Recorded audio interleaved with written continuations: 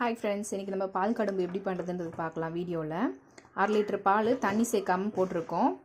இது நல்லா கொஞ்சம் சிம்லேயே வச்சு கொதிக்க விடுங்க. அதுக்கப்புறம் தேவையான அளவு சர்க்கரை ஆட் பண்ணிக்கோங்க.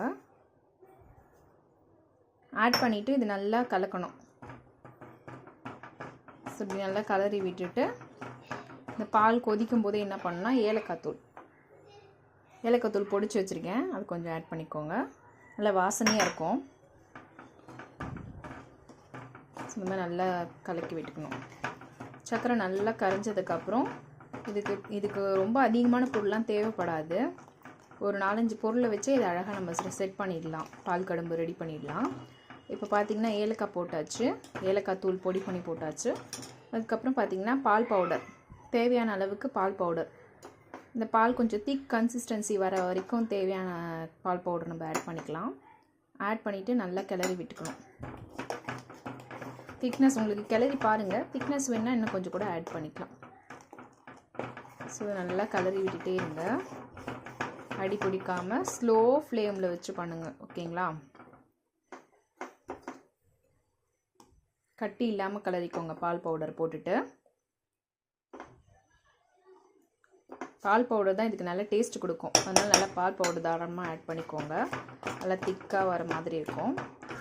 இது கூட பார்த்திங்கன்னா ஜெல்லி ஃபார்மட் மாதிரி ஃபார்ம் ஆகிறதுக்கு நம்ம சூப்பர் மார்க்கெட்லேருந்து கடல் பாசி அப்படின்னு சொல்லுவாங்க தமிழில், இங்கிலீஷில் பிளெயின் சைனா கிராஸ். ஸோ உங்களுக்கு தெரியல, இந்த மாதிரி பார்த்துக்கோங்க. இந்த மாதிரி இருக்கும். இது பேர் தான் கடல் பாசி. உங்களுக்கு சூப்பர் மார்க்கெட்ஸில் அவைலபிள் இருக்கும். ஸோ இதை நீங்கள் வாங்கி நீங்கள் இதை கட் பண்ணி போட்டு யூஸ் பண்ணிக்கலாம், சரிங்களா? இது கூட பார்த்திங்கன்னா இப்போ கடல் பாசி ஆட் பண்ண போகிறோம். ஃபைனல் ப்ராசஸ் அதுதான். கடல் பாசி போட்டுட்டு அதுக்கப்புறம் நம்ம அதை இறக்க போகிறோம். ஸோ இந்த மாதிரி நல்லா கிண்டி விட்டுட்டே இருங்க. செட் ஆகும் உங்களுக்கு எல்லாமே. பால், ஏலக்காய், சர்க்கரை இது எல்லாமே உங்களுக்கு செட் ஆகும். அதுக்கப்புறம் பார்த்திங்கன்னா உங்களுக்கு கடல் பாசி சொன்னேன் இல்லையா? ஸோ இதுதான் கடல் பாசி. இப்படி தான் இருக்கும். இது நல்லா ஒரு கட்டமாக ஸ்கொயர் ஷேப்பில் இருக்கும். நான் அதை கட் பண்ணி வச்சுருக்கேன். சிசர் வச்சு கட் பண்ணிக்கலாம். நீங்கள் அப்படியே போடுறதுனால போட்டுக்கலாம், சரிங்களா?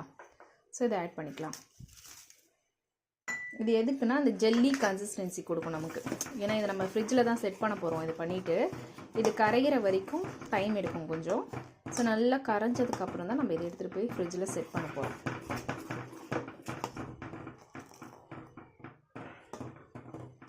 நல்ல கரையும் கொஞ்சம் டைம் எடுக்கும்.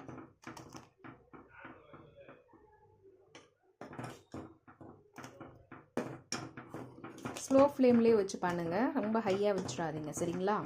ஸ்லோ ஃப்ளேம்லேயே அது நல்லா கரையணும்.